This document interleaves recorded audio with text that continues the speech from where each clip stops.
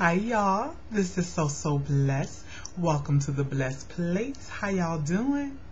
I received an email from a subscriber who asked that I do a video response to a dilemma that she's in, and she wanted to have the benefit of your input as well. So that's why she wanted me to do a video response for this. And the question is about, or the dilemma is about, something that transpired in her relationship.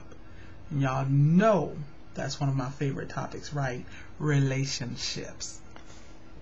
Okay, so y'all listen up closely, because she and I both want your input as well. Okay, this was a long email, so let me see if I can summarize this. She says that her and her boyfriend have been together for 4 years, they had an extraordinary relationship, love each other so much. She can't even imagine living without him. She can't even breathe without him. He knows and understands her, and she knows and understands him. But about 2.5 years ago, he lost his twin. He lost his twin brother, and that's when he started to change. Even more recently, within the last year, he started to become depressed, drink, smoke, doesn't work, but also too, the twin that passed away, his girlfriend was pregnant prior to him passing away, and when the child was born, the surviving twin, the boyfriend, wants to be the father figure in the child's life. So he has a lot of contact with the mother, the child's mother. Eventually, like my mama say, rocked on, that after spending all this time together, the boyfriend and the deceased twin's girlfriend spending time together, they ended up having sex, and he cheated. The boyfriend cheated on my subscriber. She says that she's always been the one that tells her girlfriend, stop taking these men back after they've cheated on you. Once a cheat, always a cheat. And now she's saying that she's the one facing this problem of taking her boyfriend back, and she did take him back. Although she took him back, she's still having a hard time accepting, because she feels foolish for taking him back. She feels like he's the one person in the world that she could trust, and he's broken that trust. He's been really remorseful. He regrets what he did, and asked for her forgiveness, etc. But her dilemma is, although she's taken him back, she doesn't know if she made the right decision. She doesn't know if she can continue in this relationship without the trust. And this is the coup de grace. They are presently not in two separate cities, not in two separate states, not in two separate countries, but they are separated by two separate continents, because she is in school and obviously he's at home with his family. So she believes that that's part of the reason why this happened, because they weren't physically together at the time, and he had been spending so much time with the deceased brother's girlfriend, and he was also drunk. So she feels like maybe if she had been there, this would not have happened. But the thing is, even though he's remorseful, regretful, she's taken him back, he still has contact with his deceased brother's girlfriend, or former girlfriend, because he wants to raise the child, basically raise the child as his own, for his brother. So she's in a quandary, and she wants us to help her out, and she wants us to be 100% straightforward with her. This is a tough one. And of course, like I always say in these videos, this is simply my opinion. Ain't nothing that I'm saying law. But I feel like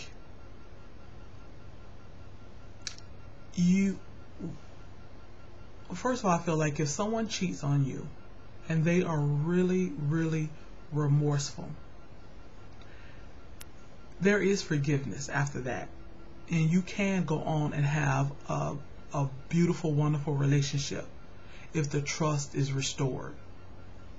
However, you're talking about a whole different dynamic with you two being on two different continents, and he still has contact with this woman, and he's going to continue to have contact with this woman for God knows how long, because this is just a small child. I mean, imagine the child is around 2 years old or something like that. And if he wants to be a father figure in this child's life, they're going to forever have contact with each other. And that's the part that I have a problem with. Because like I said, I believe that once there's infidelity in a relationship can recover from that. And not just recover, not just survive, but can thrive from that if both people are willing to make it work. First of all, as the woman or the person who was cheated on, it's not always a woman, but you have to make the decision if you are going to completely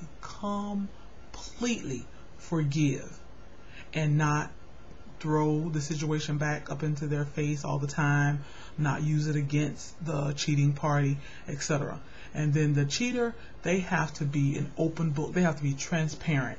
You have to be able to get into their business and rebuild that trust. That it is the responsibility or the onus is on the cheater to rebuild that trust and that faith. Now, my problem is, like I said, you can rebuild and thrive after cheating, but my problem is they're going to continue to have contact, and that is something that I personally could not choose to have in my life. But that is going to be a personal issue or personal decision that you're going to have to make. Is this something that I can deal with? And that's just not something that I could deal with, because, for instance, if this is just total hypothetical, but if my husband had cheated and he was remorseful, he was regretful, and say he cheated with his secretary at work, and he was totally remorseful, regretful, yes, we can work it out. I'm willing to work it out, but baby, Miss Thing has to leave. She can no longer be your secretary. You better go get Miss B from Mayberry to be your secretary, but she cannot be your secretary. And don't tell me nothing about you can't fire her. Okay, it's either me or her. And see, and that's just the way I feel about it. But like I say, that's just my opinion. So I would say, first of all, another thing too, the subscriber mentioned, was that she was always the one, telling her friends and her girlfriends, don't take these cheating men back. And now she feels like that would be hypocritical of her to now turn around and, well, she has already taken them back, but she's still trying to decide if she wants to maintain a relationship.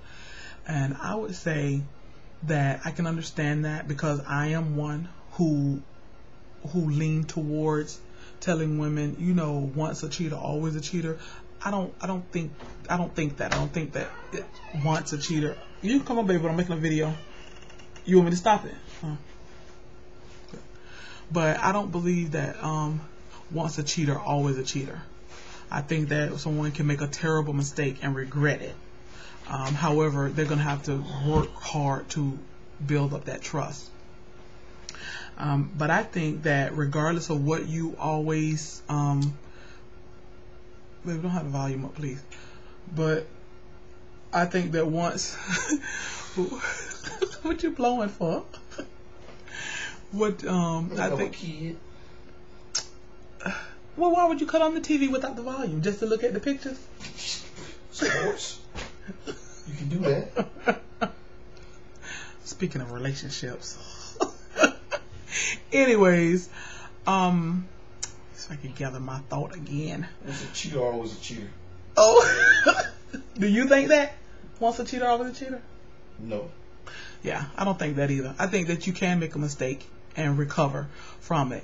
But the reason I don't think that, because if I thought that, I wouldn't be with you. I'm a cheater. I'm a cheater. When did I cheat on you? When you was in college. 20-something years ago. You're supposed to wait it. Yeah. You was a cheater. Oh my goodness. Ain't no telling what you was doing out there. Nothing. Waiting on you. You weren't waiting on me. Anyways, this video is about someone else, not about us. That's a whole nother video. Anyways, so that's my take on it. Is number one, you decide if this is something, regardless of what you've advised your girlfriends or friends in the past, you have to decide if this relationship is worth keeping. Secondly, gonna have to decide, are you going to be able to handle the fact that this lady is going to be in your boyfriend's life basically forever? And I would guess you would say in both of your lives forever, because this is his deceased brother's child, and I doubt if the mama and the child are going anywhere. And if you're going to forgive him, like I say, you can't just, throw it up in his face. And then I don't believe that you can give him an ultimatum and say he can never see this girl again. If the baby wasn't involved, that's one thing. But with the child involved, he's not going to, and you want to be careful issuing that ultimatum too. Because when you have to be able to accept the consequences, or, when you issue an ultimatum. Okay, y'all chime in. Hope something I've said have helped. If you still need more of my opinion or some clarification on something, hit me up in my email. My heart goes out to you. I know this is a hard one, but I would say do what is best for you. Do what is best for you. All right? Y'all be blessed. Love y'all.